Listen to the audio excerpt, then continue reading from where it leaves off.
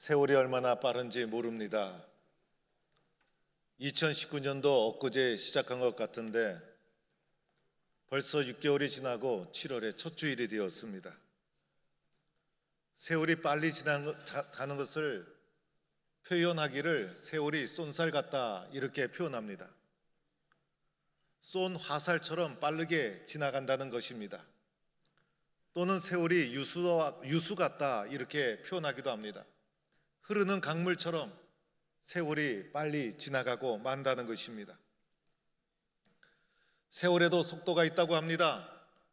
10대 때는 10km, 20대 때는 20km로 달린다고 합니다. 이때만 해도 세월의 속도를 별로 느끼지 못합니다. 그런데 50대가 되면 50km, 60대가 되면 60km로 달린다고 합니다. 이때부터 속도가 붙어서 세월이 얼마나 빨리 지나가는지 모릅니다. 이제 벌써 6개월이 지나고 7월의 첫 주일, 맥주 감사 주일을 맞이했는데 맥주 감사 주일은 전반기 감사 주일이라 할 수가 있습니다. 이스라엘 백성에게 3대 절기가 있었습니다. 하나는 출애굽한 것을 기념하는 유월절 절기가 있었고, 또 하나는 유월절로부터 7주가 지난 후에 7.7절이라고도 하는 맥주절이 두 번째 절기였고, 세 번째는 광야 생활을 기념하는 초막절이 있었습니다.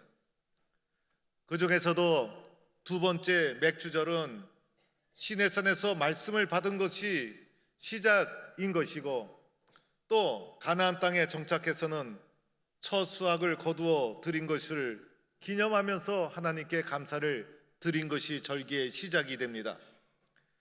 출애굽기 23장 16절에 맥주절을 지키라, 이는 내가 수고하여 밭에 뿌린 첫 열매를 거둠이니라 라고 하면서 맥주절을 지킬 것을 성경이 말씀하고 있습니다.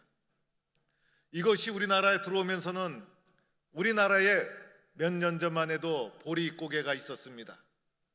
보릿고개를 넘어가는 것이 얼마나 힘이 드는지, 보릿고개를 굶지 않고 넘어가는 것이 생존에 중요한 일이었습니다. 그리하여 보릿고개를 넘어가면서 첫 수확을 거두어 드리는 것을 감사하면서 맥주 감사주일을 한국교회가 지키게 되면서 한국교회 속에서도 맥주 감사주일이 정착을 하게 된 것입니다. 맥주 감사주일을 맞이하면서 우리는 두 가지를 마음에 생각해 보아야 합니다.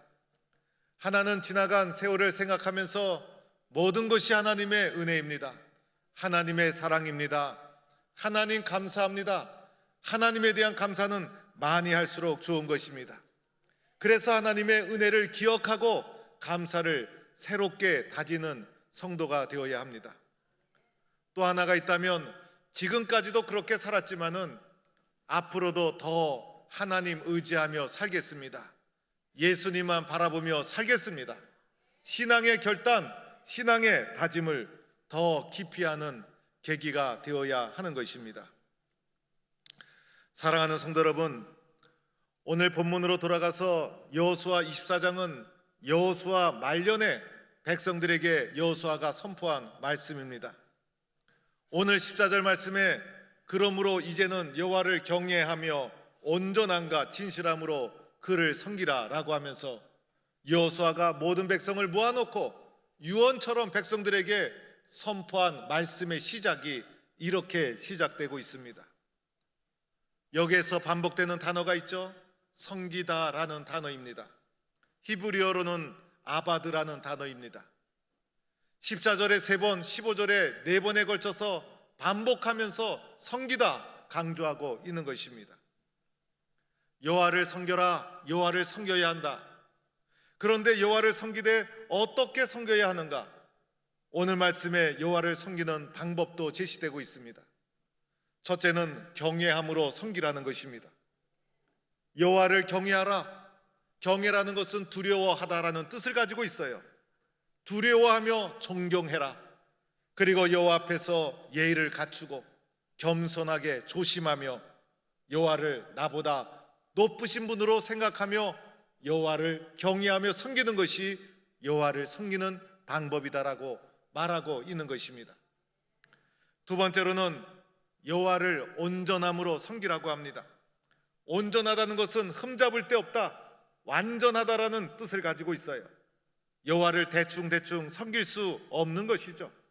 마음을 다하고 뜻을 다하고 정성을 다해서 여호와 하나님 한 분에게 마음을 전심으로 주면서 흠잡을 데 없이 최선을 다하면서 섬기는 것이 여호와를 섬기는 것이다.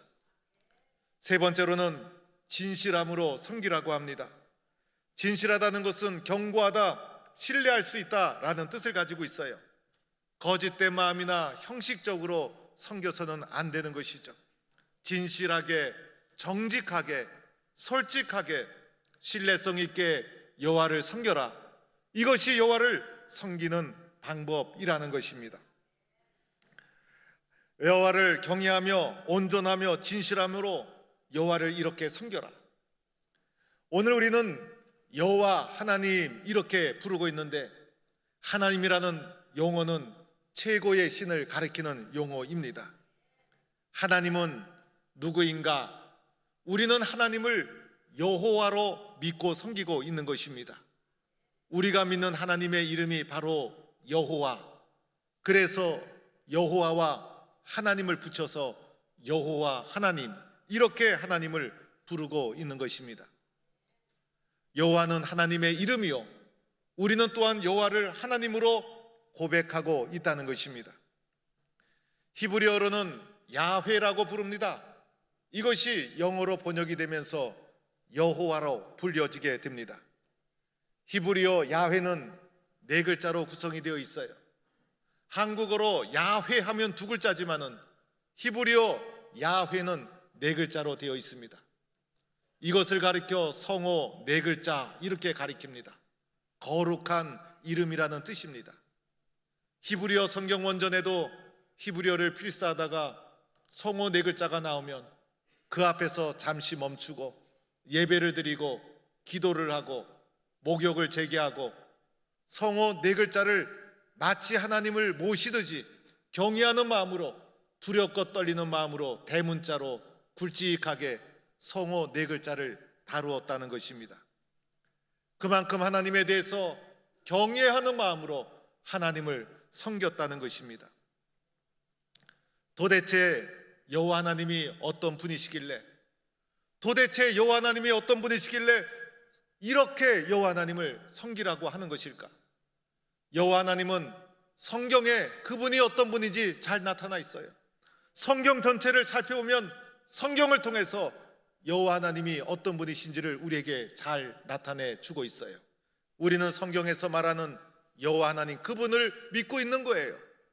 그런데 오늘 읽은 말씀 17절, 18절에 내려가 보니 여호수아를 통해서 여호와 하나님이 어떤 분이신가를 우리에게 말해주는 부분이 나오고 있습니다.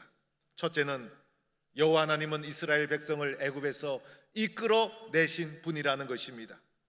친히 우리 조상들을 인도하여 애굽 땅 종되었던 집에서 올라오게 하시고, 여호와 하나님은 이스라엘 백성을 애굽의 종에서 이끌어내신 분이에요. 애굽의 종으로, 노예로 소망 없이 살 수밖에 없는 이스라엘 민족의 신음소리를 들으신 하나님께서 애굽의 종되었던 그들을 이끌어내셔서 자유의 종으로, 하나님의 백성으로 삼아주신 분이 여호와 하나님, 이스라엘 백성의 민족의 시작에 여호와 하나님이 함께 하셨다는 것입니다. 두 번째는 이스라엘 백성에게 많은 이적을 베풀어 주셨어요. 오늘 말씀에도 보면 우리 목전에서 그 큰 이적을 행하시고, 하나님이 이스라엘 백성을 이끌어내는 과정 속에 순탄하지 않았어요. 이스라엘 백성의 힘으로는 강대국 애굽의 종으로부터 벗어날 수가 없었어요. 애굽은 노예제도 속에 서 있는 제국이었어요. 노예가 도망간다고 하는데 그것을 그냥 둘 애굽 사람이 어디에 있겠어요. 그런데 하나님께서 놀라운 이적을 베풀어 주셨어요. 애굽의 바로왕이 받아들일 수 없는, 그리고 애굽의 바로왕이 어떻게 할 수 없는 놀라운 이적을 하나님께서 그들을 위해서 베풀어 주셨어요. 이적 중에서도 최고의 이적은 홍해를 가르신 이적이었어요. 홍해를 가르시고 이스라엘 백성을 마른 땅으로 인도하여 내시고 뒤따르던 애굽의 군대는 물속에 다 수장시킨 홍해를 가르는 놀라운 이적을 통해서 이스라엘 백성을 이끌어내신 분이 여호와 하나님이셨다는 것입니다. 세 번째로는 여호와 하나님은 이스라엘 백성을 보호해 주셨어요. 오늘 말씀에도 이런 말씀이 나오죠. 우리가 행한 모든 길과 우리가 지나온 모든 백성들 중에서 우리를 보호하셨으며, 광야길에서 얼마나 위험이 많았겠어요. 광야길에서 얼마나 험한 일이 많았겠습니까? 때로는 전쟁을 해야만 했고 양식이 떨어지고 물이 떨어졌어요. 그들의 힘으로 광야를 헤쳐나올 수 없었어요. 그러나 그때마다 여호와 하나님이 보호자가 되셔서 지켜주시고 도와주셔서 애굽 땅을 나온 광야 생활을 하던 이스라엘 백성이 광야를 무사히 벗어날 수가 있었다는 것입니다. 네 번째로는 마침내 약속의 땅에 들어가게 해 주셨다는 것입니다. 오늘 말씀 18절에 여호와께서 내 모든 백성들과 이 땅에 거주하던 아모리 족속을 우리 앞에서 쫓아내셨습니다. 가나안 땅에 가보니 그곳에 이미 거주하던 아모리 족속이 있었어요. 여러 족속이 있었지만은 하나님께서 그들을 쫓아내시고 마침내 약속의 땅을 그들에게 허락해 주셨어요. 여호와 하나님은 반드시 약속을 지키시는 분이라는 것을 말해주고 있는 것입니다. 여기에 오늘 본문 말씀에 나오지 않지만은 한 가지를 더 추가한다면 여호와 하나님은 예수님을 우리에게 보내주신 분이십니다. 자기 백성을 너무 사랑하셔서 우리를 포기할 수 없어서 예수님을 보내주셔서 십자가에서 우리의 죄를 대속해 주시고 백성 삼아주시고 자녀 삼아주신, 우리와 자녀된 우리 모두를 위해서 아낌없는 사랑을 부어주신 분이 바로 여호와 하나님이시라는 겁니다. 이스라엘 백성의 입장에서, 예수님을 통해 구원받은 하나님의 자녀의 입장에서 가만히 살펴보니 나를 향한 하나님의 사랑이 너무나 크고 큰 것입니다. 내가 받은 은혜가 너무나 커서, 내가 받은 사랑이 너무나 커서 여호와 하나님을 섬기되 경외함으로, 온전함으로, 진실함으로 섬기라고 말씀하고 있는 것입니다. 사랑하는 성도 여러분, 우리는 인생을 살면서 이렇게 놀라운 하나님을 알고 섬기며 살아간다는 것이 얼마나 축복된 일인지. 사람은 누군가를 의지하지 않으면 살 수 없는 연약한 존재인데, 내가 하나님을 알지 못했더라면 내 인생이 어떻게 되었을까? 내가 하나님을 섬기지 않았더라면, 예수님을 만나지 못했더라면 내 인생은 어떻게 지금 살아가고 있을까? 생각만 해도 끔찍한 것입니다. 우리의 인생길에서 하나님을 섬긴다는 것이, 예수를 만난다는 것이 가장 큰 축복인 줄로 믿고 하나님을 잘 섬기며 살아가는 성도가 될 수 있기를 축원합니다. 오늘 읽은 본문 말씀 여호수아 24장, 이 말씀은요, 주목해 보아야 될 점이 있습니다. 그것은 이 말씀이 여호수아 말년의 마지막으로 해주신 말씀이라는 것입니다. 여호수아가 인생의 말년의 마지막으로 자신이 걸어온 인생을 되돌아보며 백성들을 모아놓고 세겜에서 백성들에게 유언처럼 절규하며 선포한 말씀이 바로 이 말씀입니다. 이 말씀을 젊은 시절에, 어린 시절에 했더라면 사람들이 그냥 지나갔을 거예요. 그러나 말년이 되어서 마지막 유언과 같이 해주신 말씀이라던데 의미가 있다는 것입니다. 그것도 여호수아가 대충 예수 믿다가 이 말씀을 했더라면 큰 감동이 없었을 거예요. 신앙생활 열심히 안 하는 분이 어느 날 마지막에 유언처럼 예수 잘 믿어라 하면 자녀들에게 큰 영향을 끼치지 못할 거예요. 그런데 오직 여호와 하나님을 섬기며 살아온 여호수아가 인생의 말년이 되어서 모든 백성들에게 유언처럼 해주신 말씀이라던데 의미가 있다는 것입니다. 여러분, 여호수아가 어떠한 삶을 살아온 사람입니까? 여호수아는 원래 모세의 종이었어요. 모세의 어린 종이었어요. 모세가 하라 그러면 하고 모세가 오라 그러면 오고 모세가 가는 곳을 늘 따라다니는 섬기는 종이 바로 여호수아였어요. 모세의 그림자라고 할 수가 있어요. 성경에 보면 모세를 따라다니면서 여호수아가 모세를 향하여 불편한 적이 한 번도 없어요. 여호수아가 모세를 향해서 수종자로 역할을 하면서 원망하거나 불평하거나 투정한 것을 볼 수가 없어요. 모세를 편하게 해드리고 늘 열심히 모세를 섬겼던 여호수아는 마침내 모세가 호렙산에 말씀을 받으러 갈 때도 유일하게 동행한 사람이 여호수아였다는 것입니다. 이런 과정을 통해서 여호수아 심령 속에 하나님 신앙이 전해지게 됩니다.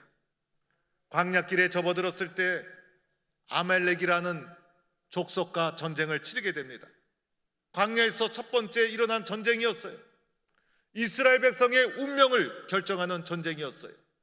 아말렉은 준비된 군사력을 가지고 있었어요. 이스라엘 백성은 애굽의 노예였고 전쟁을 경험한 사람이 아니었어요. 모세는 산꼭대기에서 기도할 때 모세의 명에 순종해서 전쟁의 최전선에 쓴 사람이 여호수아였어요. 모세의 명에 전쟁을 모르는 여호수아였지만은 순종해서 믿음으로 최전선에 나가게 됩니다. 어떻게 되었습니까? 마침내 전쟁에서 승리해서 이스라엘 백성이 광야에서 겪은 첫 번째 큰 위기를 벗어나게 되는데 결정적인 역할을 하게 됩니다. 모세가 약속의 땅을 목전에 두고 가데스에서 정탐꾼 12명을 보내게 됩니다. 이제 12명이 돌아와서 보고를 하기 시작하는데 10명은 부정적인 보고를 합니다. 그 땅을 차지할 수 없습니다. 그 땅의 족속은 우리보다 거대합니다. 절망적인 보고를 하면서 백성들이 울며 통곡하며 절망에 떨어지게 됩니다. 여호수아와 갈렙이 자기의 옷을 찢으며 통곡을 하면서 부르짖습니다. 우리가 올라가자. 그 땅을 취하자. 능히 이기리라. 여호와를 거역하지 말라. 이 땅 백성을 두려워하지 말라. 믿음의 눈으로 보고 있었던 여호수아는 담대하게 백성들에게 긍정적인 보고를 하며 위로하고 일어설 것을 선포했던 사람이 여호수아였다는 것입니다. 모세가 숨을 거두자 젊은 여호수아가 후계자가 됩니다. 모세에 비하면 모든 것이 부족하고 연약했습니다. 이때 하나님께서 여호수아에게 말씀해 주십니다. 강하고 담대하라. 너는 내가 그들의 조상에게 맹세하여 그들에게 주리라 한 땅을 이 백성에게 차지하게 하리라. 여호수아 1장 6절의 말씀입니다. 이 말씀을 믿음으로 받아들입니다. 이 말씀을 한 귀로 듣고 한 귀로 넘긴 것이 아니라 하나님이 나에게 주신 말씀으로 그 말씀을 꼭 붙잡고 모세처럼 이스라엘을 이끌어 가게 됩니다. 모세가 홍해를 건너듯이 요단강 건너갑니다. 모세가 광야에 들어갔듯이 가나안 땅에 여호수아가 들어갑니다. 마침내 모세로부터 출발한 하나님의 큰 약속이 여호수아를 통해 다 이루어지는 축복을 누리게 됩니다. 여리고성을 함락시켰죠. 아이성을 정복했죠. 가나안 땅에 가서 정복 전쟁을 승리로 이끌었죠. 마침내 약속의 땅을 점령하고 12지파에게 분배를 해서 하나님의 약속이 마침내는 여호수아를 통해서 완결하게 이루어지는 놀라운 축복을 누리게 되는 것입니다. 사랑하는 성도 여러분, 우리는 다 부족하고 연약한 존재입니다. 여러분의 인생을 살면서 무엇이 가장 후회되는 일이 있습니까? 후회 없는 인생을 사는 사람은 한 사람도 없어요. 그래서 우리의 삶을 되돌아보면 그때 내가 왜 그런 결정을 잘못했을까? 그때 내가 왜 그 의미를 잘 깨닫지 못했을까? 그때 내가 왜 그것을 선택했을까? 사람이란 자기 인생을 돌아보면 모두가 후회가 있고 원망이 있게 되는 것입니다. 순간의 선택이 10년을 결정하는 것이 아니라 순간의 선택이 우리의 인생을 결정하고 말아요. 특별히 영적인 것은 우리의 영혼까지 결정하는 너무나 소중한 일이라는 것입니다. 여호수아가 모세의 종으로 인생을 시작했을 때 아무것도 가진 것이 없는 초라한 존재였어요. 보잘것없는 사람이었어요. 그런데 말년에 그의 인생을 되돌아보니 나의 능력으로 살아온 것이 아니었어요. 나는 아무 능력이 없지만은 내가 한 것이 아니라 하나님의 은혜로 모든 것을 이루게 되었다는 것을 깨닫게 됩니다. 자신은 한 것이 있다면 오직 하나님의 약속만 굳게 믿고 달려왔다는 것입니다. 그리하여 여호수아가 마지막 시점이 되어서 자신의 인생을 되돌아보며 내린 결론이 오직 여호와만 섬기라라는 것입니다. 다른 것은 우리의 인생에 필요가 없다는 것입니다. 다른 것은 다 치워버리고 오직 여호와만 섬기라. 모든 것이 하나님의 은혜요 하나님의 인도다. 나는 부족하지만은 하나님만 믿으면 하나님께서 우리의 삶을 인도해 주신다. 오직 나와 내 집은 여호와만 섬기겠노라. 이런 결단을 마지막에 선포하고 있는 것입니다. 여호와만 섬기는 모든 성도가 될 수 있기를 주의 이름으로 간절히 축원합니다. 우리나라 성도들은요, 우리나라 국민성은 한 가지만으로 만족하지 못하는 기질이 있어요. 그래서 음식을 먹어도요, 비빔밥 좋아하죠, 잡탕밥 좋아하죠. 그리고 우리가 좋아하는 물에도 비벼서 먹지 않습니까? 여러 가지를 섞어서. 짬뽕 좋아하죠. 그래서 우리나라 국민성은 비비고 썩는 것을 좋아합니다. 이것이 종교적인 영역에서도 하나님 한 분만으로 만족하며 살아야 되는데, 하나님 의지하는데 온전히 자신을 바치지 못하고 하나님 믿는 교회 나오면서도 다른 것을 자꾸 기웃거리는 성도들이 있을 수가 있어요. 저희 어머니가 제가 어렸을 때 저희 집은 찌개를 잘 끓였어요. 먹다 보니 그 전에 먹던 두부도 나오고, 그 전에 나오던 동태도 나오고, 그 전에 먹던 김치도 나오는 잡탕찌개였습니다. 그런데 그 잡탕찌개가 먹다 보면 찌개 중에서 최고의 맛을 보여주고 있는 것을 보게 됩니다. 지금도 어머니의 잡탕찌개가 생각이 날 때가 있습니다. 음식이라는 것은 잘 섞으면 맛이 있고 비비면 맛이 나지만은 신앙은 비빔밥이 되어서는 안 된다는 것입니다. 오직 여호와 한 분만을 섬겨야 되는 것이고, 여호와 하나님 한 분만으로 만족하고 기뻐하고 행복하고 의미 있는 삶을 살아가는 성도가 될 수 있기를 바랍니다. 오늘 여호수아가 마지막에 선포하고 있죠. 오직 나와 내 집은 여호와만 섬기겠노라. 여호수아가 이렇게 여호와 하나님 한 분만을 의지하며 달려온 인생이었어요. 이제 말년이 되어서 남아있는 다음 세대를 바라볼 때 여호수아의 마음속에 영적인 걱정이 한두 가지가 아니었어요. 자신의 인생을 총결산하면서 다음 세대를 향하여 이스라엘의 운명을 바라보면서 피를 토하는 심정으로 여호와만 섬기라고 절규하고 있는 것이 오늘의 말씀인 것입니다. 오늘 이 고백을 들으면서 우리들은 다 같이 고백해야 합니다. 나와 내 집은 여호와만 섬기겠습니다. 나는 오직 여호와만 섬기겠습니다.